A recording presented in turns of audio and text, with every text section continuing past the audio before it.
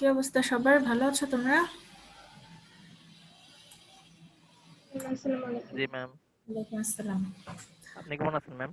এই তো আছি মোটামুটি। তোমাদেরকে গত ক্লাসে দেখিয়েছিলাম হচ্ছে টার্জাগির বিয়ারিং ক্যাপাসিটি থিওরি ইউজ করে কিভাবে ম্যাথগুলো করতে হয়, বিয়ারিং ক্যাপাসিটি বের করতে হয়। আজকে আমরা আরেকটা মেথড দেখব, সেটা হচ্ছে মেয়ারহফের bearing capacity theory.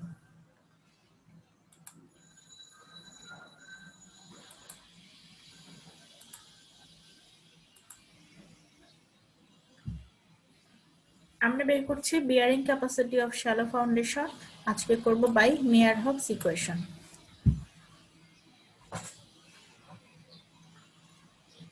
টার্জিগের bearing capacity ইকুয়েশনে আমরা দেখেছি তিনটা ফ্যাক্টর ছিল, একটা হচ্ছে তোমার এন কিউ, এন সি আর এন গামা। কিন্তু এই মেয়ারহফের ইকুয়েশনে আরো কিছু ফ্যাক্টর উনি ইনক্লুডেড করেছেন, সেটা হচ্ছে shape factor, depth factor, inclination factor. তো টার্জিগের বিয়ারিং ক্যাপাসিটির যে লিমিটেশন গুলো ছিল, যেমন ধরো ডেপ বা শেপের উপর কোনো ফ্যাক্টর উনি দেন নাই। আরেকটা ব্যাপার ছিল যে যদি কোনো ইনক্লাইন্ড লোড থাকে, কলামটা যদি ইনক্লাইন্ড অবস্থায় থাকে, সেক্ষেত্রে সেটার বিয়ারিং ক্যাপাসিটি কিভাবে বের করব সেটার জন্য কোনো ইকুয়েশন দেওয়া ছিল না। তো এইসব শর্টকামিংস এর গুলোর কথা চিন্তা করে মেয়ারহফ একটা ইকুয়েশন ডেভেলপ করেছেন। সেটা দুইটা কন্ডিশনের জন্য, একটা হচ্ছে ভার্টিক্যাল লোড, একটা হচ্ছে ইনক্লাইন্ড লোড। দুইটা কন্ডিশনের জন্য এই দুই টাইপের বিয়ারিং ক্যাপাসিটির ফর্মুলা উনি বের করেছেন। এর মধ্যে দেখো এই NC, N Q R N gamma, এই তিনটার মান আমি বলেছিলাম তোমাদেরকে হয় ফর্মুলা দিয়ে বের করতে হবে অথবা টেবিল দেয়া থাকবে, টেবিল থেকে তোমরা মানগুলো বের করবা। মানগুলো কিসের উপর ডিপেন্ড করে? অ্যাঙ্গেল অফ ইন্টারনাল ফ্রিকশন বা ফাইয়ের উপর ডিপেন্ড করে। ধরো তোমাদের যদি ফর্মুলা থেকে বের করতে হয়, ফাইয়ের মান দেওয়া আছে, তাহলে তোমাদের মনে করো এই ফর্মুলাগুলো পরীক্ষায় দেওয়া থাকবে। আর যদি মনে করো তোমাদের টেবিল দেওয়া থাকে, তাহলে টেবিল থেকে তোমরা ফাইয়ের মান থেকে এই মানগুলো বের করতে পারবা। আর বাকি থাকে হচ্ছে তোমার এই তিনটা ফ্যাক্টর। দেখো, এই শেপ ফ্যাক্টর, ডেপথ ফ্যাক্টর আর হচ্ছে ইনক্লিনেশন ফ্যাক্টর। যখন ভার্টিক্যাল লোড থাকবে তখন ইনক্লিনেশন ফ্যাক্টরটা আসবে না, তখন শুধু শেপ ফ্যাক্টর আর ডেপথ ফ্যাক্টর থাকবে। আর যদি ইনক্লাইন লোড থাকে তখনই শুধু এই যে ইনক্লিনেশন ফ্যাক্টরটা তখন আসবে। এখন আমরা দেখি যে এই মানগুলো আমরা কোত্থেকে পাবো। এই মানগুলো এরকম একটা টেবিল থেকে পাবো। এই ফর্মুলাগুলো ইউজ করে আসলে আমরা এই মানগুলো থাকবো, এই ফর্মুলাগুলো দেওয়া থাকবে না। এখন এটা আমি কিভাবে কিভাবে বের করব সেটা দেখো। এসসি যখন আমি বের করব, এসসি ডিসি আইসি, সেটা যে কোনো ফাই এর জন্য shape factor, depth factor, inclination ফ্যাক্টরের ইকুয়েশন সেম। কিন্তু যখন আমি এস কিউ বা এস গামা বের করব, ডি কিউ বা ডি গামা বের করব, তখন অ্যাঙ্গেলগুলো একটু চেঞ্জ আছে। সেটা কিরকম? যখন ফাই 0 ডিগ্রি হবে তখন আমি এই ইকুয়েশনটা ইউজ করব, আর ফাই যদি 10 ডিগ্রির চেয়ে বেশি হয় তাহলে আমি এই ইকুয়েশনগুলো অ্যাপ্লাই করব। তোমাদেরকে যখন ম্যাথ দেখাবো এই জিনিসটা আরো ক্লিয়ার হয়ে যাবে। এখানে আমার একটা নতুন টার্ম এসেছে, সেটা হচ্ছে আলফা। আলফাটা কি সেটা আমি এখন পর্যন্ত জানতাম না, এখন আমি দেখি আলফাটা কি। আলফাটা দেখো, ভার্টিক্যালের সাথে যে অ্যাঙ্গেলটা তৈরি করছে সেটা হচ্ছে আলফা। তার মানে হচ্ছে আমার কলামটা যদি ইনক্লাইন্ড অবস্থায় থাকে, তাহলে সেটার হরিজন্টালের সাথে যে লোড কোনটা উৎপন্ন করছে সেটা যদি আমি জানি, তাহলে আমি আলফার মান বের করতে পারবো না? এটা যদি 90 ডিগ্রি হয় তাহলে আমি কি করতে পারি, এই পাশে দুইটাও 90 ডিগ্রি হবে, তাহলে 90 ডিগ্রি মাইনাস 30 করলে আমি পেয়ে যাবো আলফার মান 60 ডিগ্রি। তার মানে যদি আমার আলফার মান বের করতে হয় তাহলে আমাকে হরিজন্টালের এই যে কোনটা এটা দেওয়া থাকবে। তো এগুলো বলছে হচ্ছে সূত্রের ব্যাপারগুলো। আমরা যদি ম্যাথ দেখি তাহলে আমাদের জিনিসটা আরো ক্লিয়ার হয়ে যাবে। আমরা একটা ম্যাথ করি, চলো। ম্যাথটা দেখো, determine the allowable bearing capacity of soil considering Meyerhof equation বলে দেওয়া আছে। মেয়ারহফ ইকুয়েশন ইউজ করতে হবে। তো এটা তোমাদের আমি যে প্রথমে আগে 1 থেকে 6 এক্সাম্পল দেখিয়েছিলাম, সেখানে যে ডাইমেনশনগুলো সেই সেম ডাইমেনশনগুলো দিয়েই আমরা এই ম্যাথগুলো করব। এখানে জাস্ট এক একটা ম্যাথে এক একটা ভ্যারিয়েশন পাবা তোমরা, এটাই আর কি। তো ফুটিং এর সাইজগুলো আমাদের same. Depth of foundation 1.5 metre আর উইথ অফ ফাউন্ডেশন 1.6 মিটার আছে। আর এই প্যারামিটারগুলো আমাদের দেওয়া আছে। তো সয়েলের প্রপার্টি, সয়েলের angle of internal friction 25 degree দেওয়া আছে, কোহেশন দেওয়া আছে, ইউনিট ওয়েট অফ সয়েলও দেওয়া আছে। এখন আমরা বের করব বিয়ারিং ক্যাপাসিটি। তো আমাদেরকে বলেছে মেয়ার অফ ইকুয়েশন ইউজ করে বিয়ারিং ক্যাপাসিটি বের করতে হবে, কিন্তু অ্যালোয়েবল বিয়ারিং ক্যাপাসিটি। তো আমরা কি করি, প্রথমে আমরা আলটিমেট বিয়ারিং ক্যাপাসিটি বের করি, তারপরে সেটাকে ফ্যাক্টর অফ সেফটি দিয়ে ভাগ করলে আমরা কি করতে পারি, অ্যালোয়েবল বিয়ারিং ক্যাপাসিটি আমরা বের করতে পারি। এখন দেখো কিভাবে করব। তো প্রথমে আমরা দেখলাম যেখানে ভার্টিক্যাল লোড, এখানে কোনো ইনক্লাইন্ড লোড নাই এবং ইনক্লাইনেশনের কোনো কথাও বলা নাই, তাহলে আমরা মেয়ার অফ ইকুয়েশন ইউজ করে বিয়ারিং ক্যাপাসিটির ইকুয়েশনটা লিখলাম ফর ভার্টিক্যাল লোড। তো এখানে সবগুলো মান আমরা দেখি আমাদের আছে কিনা।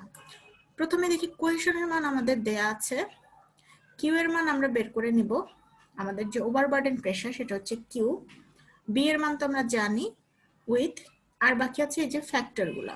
তো ফ্যাক্টরগুলো দেখো এনসি এনকিউ আর এন গামা, এটা হচ্ছে তোমার এই ইকুয়েশনটা ইউজ করে বের করা হয়েছে। এই যে দেখো এখানকার যে ইকুয়েশনগুলো, এই ইকুয়েশনগুলো ইউজ করে এনসি এনকিউ আর এন গামাটা বের করে ফেললাম। এখন আমাকে বলো, এখানে যদি ফাই এর মান দেয়া থাকে তাহলে আমি এগুলো বের করতে পারবো না ক্যালকুলেটর ইউজ করে? এখানে একটা টার্ম আছে কট ফাই, কট 25, এটা কিভাবে বের করবা ক্যালকুলেটরে?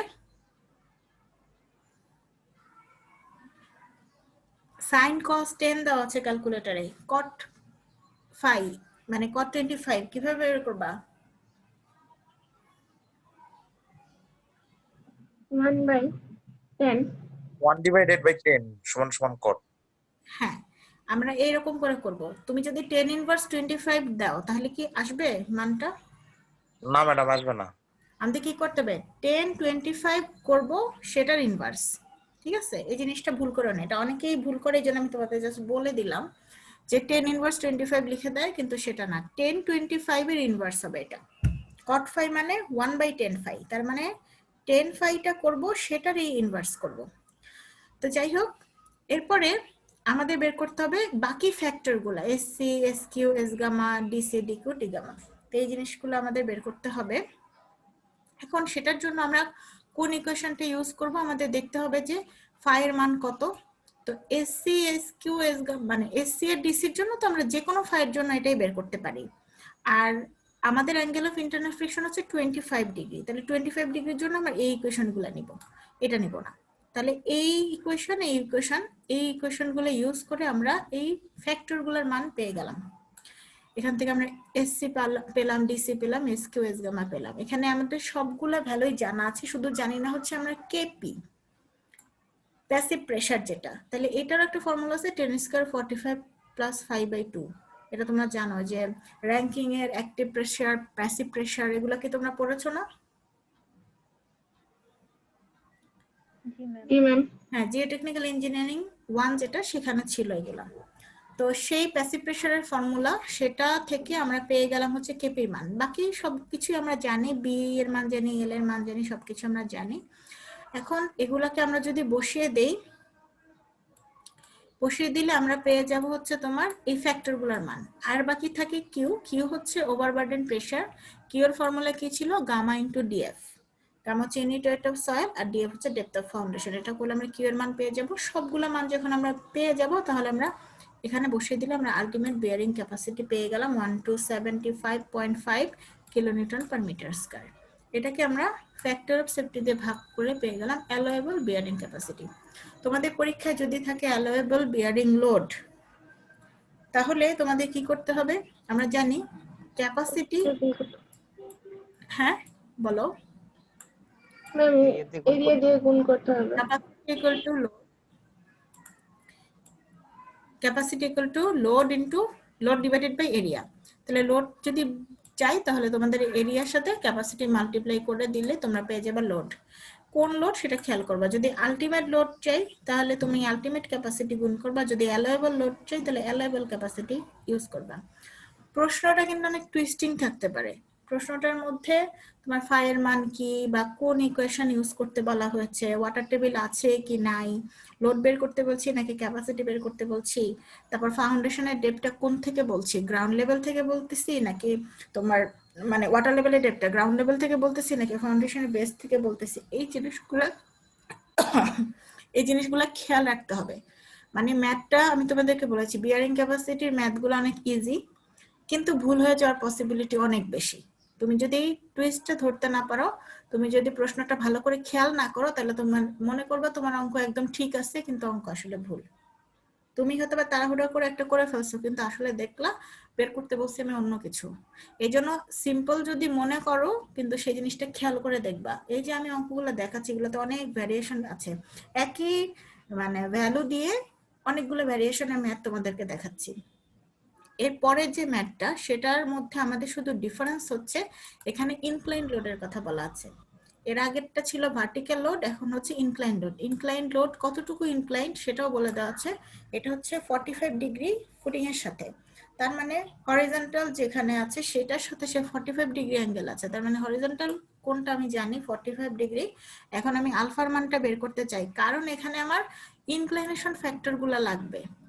ইনক্লাইনেশন ফ্যাক্টরগুলো যদি আমি বের করতে চাই, তাহলে আমাকে আলফার মান বের করতে হবে। আলফার মান হচ্ছে এখানে 90 ডিগ্রি যদি হয়, তাহলে 90 মাইনাস 40 করলে আমরা পেয়ে যাব 50 ডিগ্রি। তাহলে এই আলফার মানটা আমরা যদি বসিয়ে ফেলি, আমরা ইনক্লাইনেশন ফ্যাক্টরগুলো পেয়ে যাব। আগের অঙ্কের মতোই আমার বাকি সবকিছু সেম না, বাকিগুলা তো এখানে আমি আর এই জন্য রিপিট দেখানো হচ্ছে না। তো বাকি সবগুলা ফ্যাক্টর একই রকম ভাবে বের করেছি, শুধু চেঞ্জ হচ্ছে এখানে আমার আইসিটা আসছে, আই কিউ আসছে আর আই গামাটা আসছে। তাহলে এটা আমরা এই ফর্মুলা ইউজ করে বের করলাম। তারপর আমরা আগের মতোই আলটিমেট বিয়ারিং ক্যাপাসিটি বের করলাম এবং অ্যালাইবল বিয়ারিং ক্যাপাসিটি বের করলাম। ক্লিয়ার সবাই? আশা করি সবাই বুঝতে পেরেছো। তাহলে আমি পরের অঙ্কতে যাই। এই অঙ্কটাতে আমাদের একই ডাইমেনশন দেয়া আছে, এখানে ভার্টিক্যাল লোডই দেওয়া আছে, প্রবলেম 7 নাম্বার যেটা সেটা। এখন শুধু বলেছে এখানে ওয়াটার টেবিল কনসিডার করব, 1 মিটার ডেপথে আছে। তার মানে আমার ফাউন্ডেশনটার ডেপথ হচ্ছে 1.6 মিটার ছিল, আর ওয়াটার টেবিলের ডেপথ হচ্ছে 1 মিটার। ছবিটা যদি দেখি এরকম নিচে, এরকম বাজে করে ছবি আঁকলে হবে না, তোমাদের প্রথমে অঙ্ক করার আগে প্রথমে ভালো করে ছবিটা এঁকে নিতে হবে, এবং কোনটা দিয়ে কি বোঝাচ্ছ, কোনটা কত মিটার সেটা ভালো করে কিন্তু দেখাতে হবে। এটা এখানে দেখেছি, দেখো আমি দেখাই। 1.5 মিটার হচ্ছে তোমার ডেপথ অফ ফাউন্ডেশন, তাই না? Depth of foundation. আর এখানে 1 মিটার হচ্ছে তোমার ওয়াটার টেবিল। তার মানে ওয়াটার টেবিলতে তোমার ডেপথ অফ ফাউন্ডেশনের উপরে আছে, তাহলে এখানে একটা ওয়াটার টেবিল কারেকশন আছে। এই জিনিসটা কি মনে আছে তোমাদের কিভাবে করতে হতো? এই যে modification of bearing capacity equation for water table তোমাদেরকে দেখিয়েছিলাম প্রথম কেস নাম্বার, যখন আমার ওয়াটার টেবিলটা উপরে থাকে। এখন আমার এই উপরে যখন থাকে, তখন এখানে কি হয়, এই D2 পোর্শনের সয়েলটা স্যাচুরেটেড অবস্থায় থাকে, আর D1 পোর্শনের সয়েলটা ড্রাই অবস্থায় থাকে। তখন আমি যদি ইফেক্টিভ সারচার্জ বা ওভারবার্ডেন প্রেসার বের করতে চাই, তখন আমার কি করতে হয়, এই ফর্মুলা ইউজ করতে হয়। এটা কি মনে আছে সবার? হ্যাঁ, তাহলে আমরা এখানে গামা ডিএফ লিখতেছি না। আমরা যখন নর্মালি ড্রাই সয়েলের জন্য বের করি, তখন আমরা কি ইকুয়াল টু লিখি, গামা ইন্টু ডিএফ, তাই না? এখন এখানে আমরা গামা ইন্টু ডিএফ করছি না, এখানে আমরা ডিএফটাকে D1 আর D2 দুইটা ভাগে ভাগ করছি। D1 হচ্ছে ড্রাই সয়েল, D2 হচ্ছে স্যাচুরেটেড সয়েলের ডেপথ। তাহলে আমি কি করছি, D1 ইন্টু গামা, এই গামা হচ্ছে ড্রাই ইউনিট ওয়েট, আর এই স্যাচুরেটেড ইউনিট থেকে ওয়াটার ইউনিট ওয়েট বাদ দিলে যেটা থাকে সেটা হচ্ছে ইফেক্টিভ ইউনিট ওয়েট, এইটা আমরা নিচ্ছি। তার মানে D2 ইন্টু গামা প্রাইম। তো এই অঙ্কটার জন্য আমরা সেই জিনিসটা করব, কারণ এখানে আমাদের ওয়াটার টেবিলের একটা এফেক্ট আছে। তাহলে এই অঙ্কের চেঞ্জটা কোথায়? এই অঙ্কের চেঞ্জ হচ্ছে তোমার এই ফর্মুলাতে কোনো চেঞ্জ নাই, বা এই ফ্যাক্টরগুলোতে চেঞ্জ নাই, শুধু কিউ এর মান, এই যে কিউ এর মানটা আমি বসাচ্ছি, কিউ এর মানটা চেঞ্জ হয়ে যাচ্ছে ফর ওয়াটার টেবিলের ইফেক্ট। আগে ছিল D1 ইন্টু 20, এখন ওই যে এই ইকুয়েশনটা ইউজ করে আমরা বের করছি। এখানে যদি তোমার এরকম ওয়াটার টেবিলের বিষয়টা আসে, তাহলে তোমার গামা স্যাচুরেটেড এর একটা মান দেওয়াই থাকবে। আর ওয়াটারের ইউনিট ওয়েটের মান দেওয়া থাকবে না, আমি তোমাদের আগেই বলেছিলাম। ওয়াটারের ইউনিট ওয়েট আমরা বসাচ্ছি, দেখো 9.81। এটা আমি বলছি এটা সবসময়ের জন্য ফিক্স থাকবে, শুধুমাত্র এটা ইউনিটের সাথে চেঞ্জ হচ্ছে এটার ভ্যালু।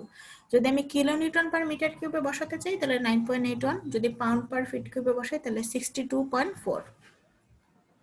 62.4, এটা যদি আমি ফিট পার পাউন্ড পার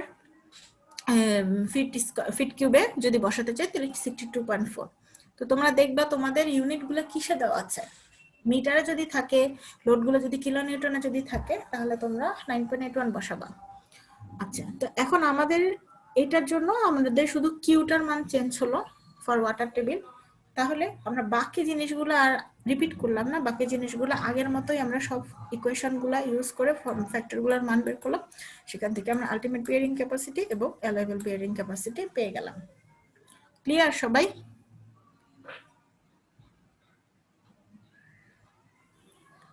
কারো কোনো কনফিউশন আছে? কারো যদি কোনো কনফিউশন থাকে, কোনো জায়গায় যদি বুঝতে না পারো আমাকে জিজ্ঞাসা করো। তোমাদের এই ম্যাটেরিয়ালটা আমি দিয়ে দিব, আরো কিছু আছে তো এটার পার্ট একবারে দিয়ে দিব, তোমাদের ক্লাসরুমে আপলোড করে দিয়ে দিব। আর এমনিতে তো তোমাদের ভিডিওগুলো তো রেগুলার বেসিসে আমি দেই, কেউ যদি কোনো কিছু বুঝতে না পারো সে রিপিট আবার শুনতে পারবা, কেউ যদি মিস করে থাকো সে দেখতে পারবা। তোমাদের ক্লাস রেকর্ডটা তো সবসময় আমি যেদিন ক্লাস নেই সেই দিনই ক্লাসের পরে আপলোড করে দিই। তো এখন বলো, এই পর্যন্ত কারো কোনো কনফিউশন আছে কিনা? আমার শেষ হয় না, আমার আরো ম্যাথ আছে, আমি তোমাদের ধাপে ধাপে যাব, কারণ আরো অনেক দূর আগে গেলে যদি এই জায়গায় কোনো কনফিউশন থাকে পরে আমাকে আবার ব্যাক করতে হবে। সবাই যদি ক্লিয়ার থাকো তাহলে আমি নেক্সট অঙ্কে যাই। এই অঙ্কে আমি ওয়াটার টেবিল কনসিডার করছি ফর 2 মিটার ডেপথ। আগে ছিল 1 মিটার, সেটা আমার কি ছিল, ফাউন্ডেশনের ডেপথের মধ্যেই ছিল। এখন আমার ফাউন্ডেশন ডেপথটা কিন্তু ক্রস করে গেছে 2 মিটার। তার মানে হচ্ছে আমি যদি ছবিটা দেখি,